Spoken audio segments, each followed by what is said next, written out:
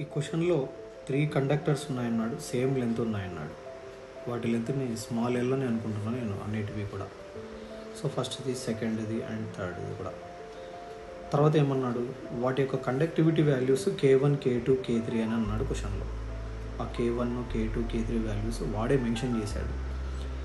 So K1 ఇక్కడ 16, దాన్ని ఏమని రాస్తున్నానంటే నేను 15 × 4 అని రాస్తాను. అలానే K2ని ఏమని రాయొచ్చు అంటే 15 × 8 అని, K3ని 15 × 9 అని రాయొచ్చు. ఇక్కడ అన్నిట్లోనూ 15 కామన్గా ఉంది కాబట్టి 4K అని, కింద దాన్ని 8K అని, థర్డ్ దానికి 9K అని రాయొచ్చు. తర్వాత ఏరియా ఆఫ్ క్రాస్ సెక్షన్ ఫస్ట్ది, సెకండ్ది రెండింటి సేమ్ అని అన్నాడు. సో వాటిని నేను ఏమనుకుంటున్నానంటే క్రాస్ సెక్షన్స్ క్యాపిటల్ ఏ అని అనుకుంటాను రెండింటికి కూడా.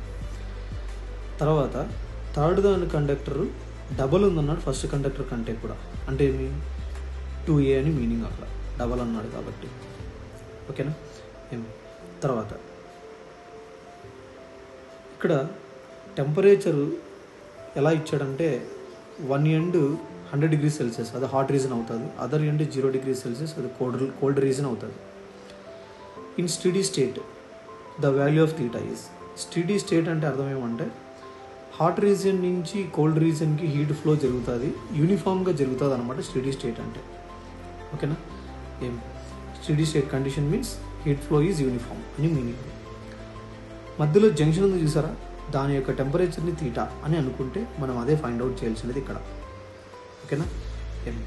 రైట్. తర్వాత ఇక్కడ నేనేమనుకుంటున్నానంటే రెసిస్టెన్స్ ఉంటుంది అనమాట ప్రతి కండక్టర్కి కూడా హీట్ ఫ్లోకి. ఫస్ట్ 2 కండక్టర్లు ప్యారలల్లో ఉన్నాయని, మూడవది సిరీస్లో ఉందని మీనింగ్ ఇక్కడ. సో ఫస్ట్ 2 కండక్టర్లు ప్యారలల్, దాని కాంబినేషను మళ్ళీ థర్డ్ దాంతో సిరీస్లో ఉంది. రైట్. రెసిస్టెన్స్ని, థర్మల్ రెసిస్టెన్స్ని జనరల్గా R = L/Ka తోటి నోట్ చేస్తారు. ఇప్పుడు ఒక్కొక్క కండక్టర్ యొక్క రెసిస్టెన్స్ రాస్తే ఫస్ట్ది R1 ఎలా రాస్తానంటే R1 = L/K బదులు 4K × A. సో L/Ka బదులు R రాస్తే R/4 అవుతుంది.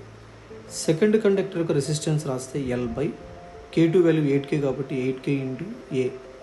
L/K బదులు R రాస్తే R/8 అవుతుంది ఇది.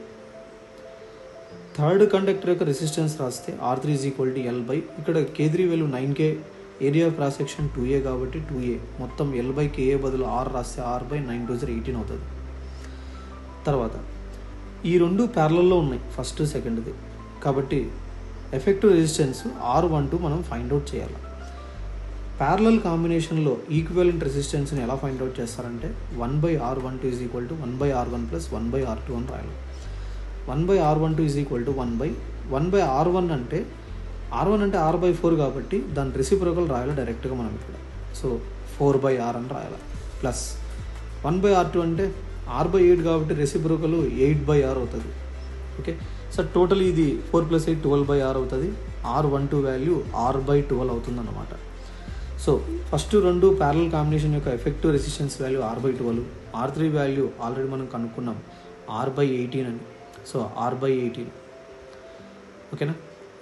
సరే ఇక్కడ ఈ రెండు అంటే మీ R12 కాంబినేషను R3 రెండు కూడా ఎలా ఉన్నాయి, సిరీస్లో ఉన్నాయి కాబట్టి స్టడీ స్టేట్లో హీట్ ఫ్లో కాన్స్టెంట్గా ఉంటుంది కాబట్టి, అంటే అర్థమేమి Q/T ఆఫ్ 12 = Q/T ఆఫ్ 3 అని meaning. Rate of flow of heat is same in both conductors అని మీనింగ్ ఇక్కడ.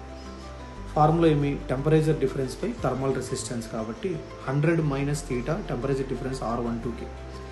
అలానే θ - 0 అనేది టెంపరేచర్ డిఫరెన్స్ థర్డ్ కండక్టర్లో కాబట్టి θ - 0 రెసిస్టెన్స్ R/18.